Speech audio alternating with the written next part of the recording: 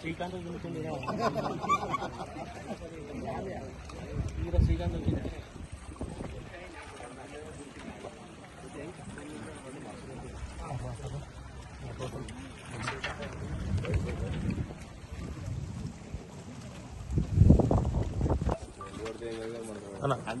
అడ్డం ఉండకూడదు.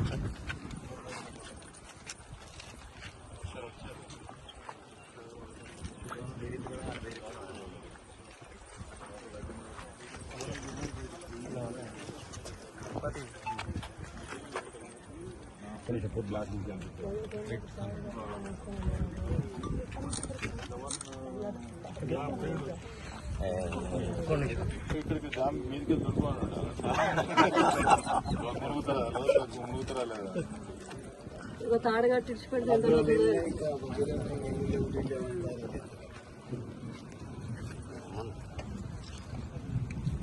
ఆర్డర్ కనిపిస్తుంది, ఆడ నీడ కూడా ఉన్నది.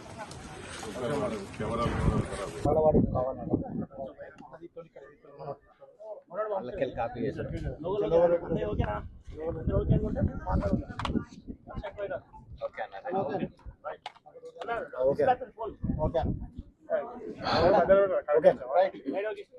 అబద్ధాల పునాదుల మీద పుట్టినటువంటి ఆనాటి టీఆర్ఎస్ ఈనాటి బీఆర్ఎస్ పార్టీకి సంబంధించి ఈరోజు స్థానిక బీఆర్ఎస్ పార్టీ సంబంధించినటువంటి ఎమ్మెల్యే గంగుల కమలాకర్ గారు అబద్ధాల పునాదుల్లో ఉన్నటువంటి బీఆర్ఎస్ పార్టీ ఏ విధంగా అయితే మళ్ళీ అబద్ధాలు మరి ఈరోజు ప్రజలకు తెలియజేస్తూ ప్రజలను తప్పుదోవ పట్టిస్తూ ఈరోజు ఆటలు ఆడుకుంటూ ఇలా మళ్ళీ డ్రామా కంపెనీ నడిపించినారు.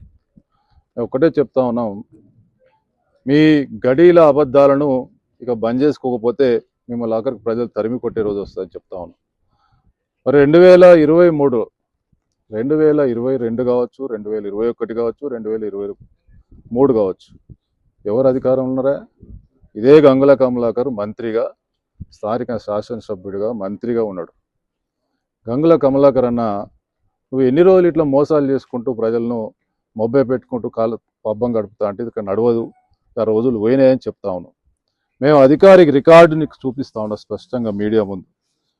2023 జూన్ 30 తారీఖు అంటే ఇవాళ 27 తారీఖు, ఇంకా 3 రోజుల తర్వాత కూడా 7.333 7 టీఎంసీల అధికారిక రికార్డు చెప్తా ఉన్నా.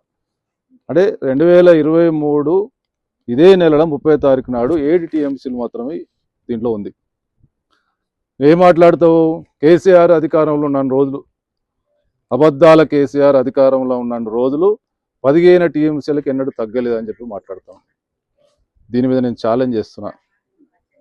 నిజంగానే నువ్వు 2023లో కూడా మంత్రిగా ఉన్నావు, ఆనాడు నీ పార్టీ అధికారంలో ఉంది, నువ్వు రాజీనామాకు సిద్ధమా? నువ్వు 15 టీఎంసీలు ఉన్న దాని మీద నువ్వు ఆ స్టాండ్ అయి ఉండు, లేకపోతే నీ ఎమ్మెల్యే పదవికి రాజీనామా అయ్యి.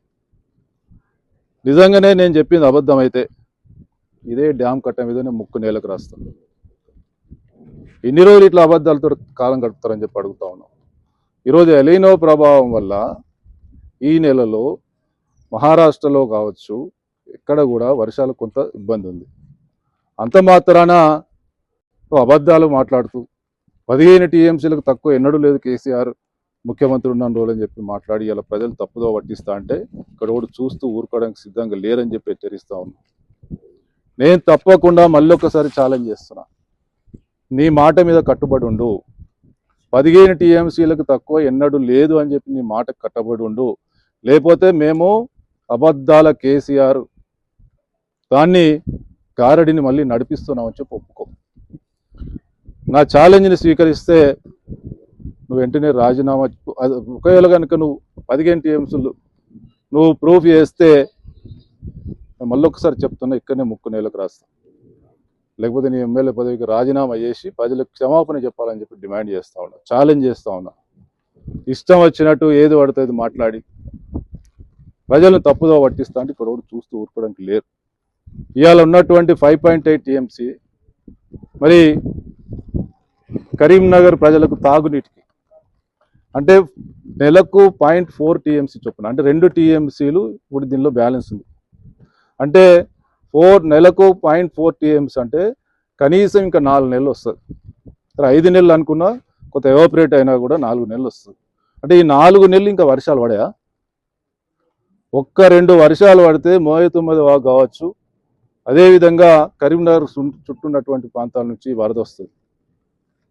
ఇన్ని రకాలుగా అవకాశం ఉండి ఇలా ప్రజలకు తాగునీటికి ఇబ్బంది లేనకున్నా మిషన్ భగీరథతో పాటు నేను చెప్పేది 0.4 అంటే మిషన్ భగీరథ ఉస్నాబాద్ కావచ్చు, హుజూర్ నగర్ కావచ్చు, మానకొండూరు నియోజకవర్గాలకు కూడా తాగునీటిని అందిస్తూ మిషన్ భగీరథ ద్వారా ఇంకా 3-4 నెలలు నీళ్ళు అందించే అవకాశం ఉంది. మరి ఆనాడు మంత్రిగా 5 సంవత్సరాలు ఉన్నావు, 10 సంవత్సరాలు అధికారంలో ఉంది.